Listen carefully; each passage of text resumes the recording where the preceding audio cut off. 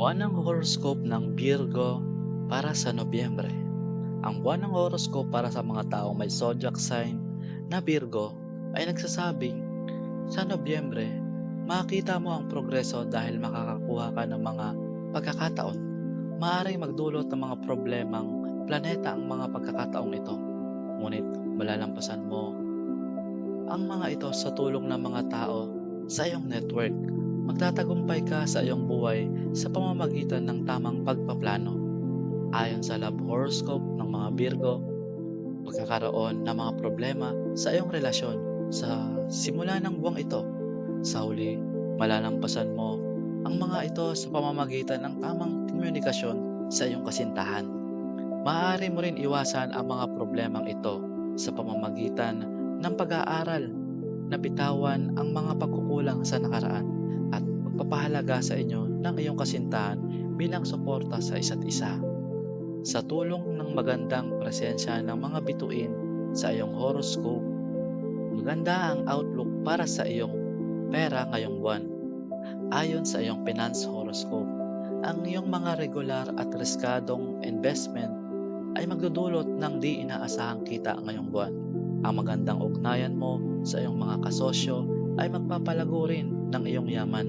Ito ay isang magandang panahon para sa lahat ng iyong mga plano para sa pag-expand ng negosyo. Ngunit bago ang lahat, ang pagkonsulta sa isang astrologo ay makakatulong din. Ayon sa career horoscope, ang buwang ito ay magiging katamtaman lamang para sa lahat ng mga profesional sa trabaho. Kahit pat naglalaan ka ng maraming pagsisikap sa iyong trabaho, hindi mo makakamtan ang inaasahan mong pag-angat ngayong buwan.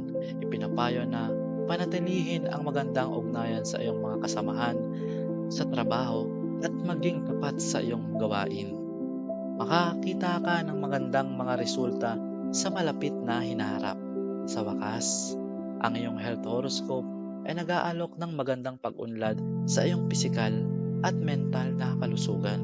Ang lahat ng iyong mga dating pangkalatang karamdaman sa katawan ay maglalaho habang nagtatakda ang buwang ito. Kailangan mong maglaan ng kaunting extra na pangangalaga sa iyong mental na kalusugan. Maaari mo rin mapanatili ang magandang kalusugan na ito sa pamamagitan ng tamang dieta, ehersisyo at meditasyon. Tip para sa Nobyembre na dapat sundan. Sa buwang ito, kailangan kang maging maingat sa paggawa ng mga desisyon tungkol sa iyong network sapagkat ang mga pinakamagagaling na tao ang magdadala ng pinakamaganda para sa iyo.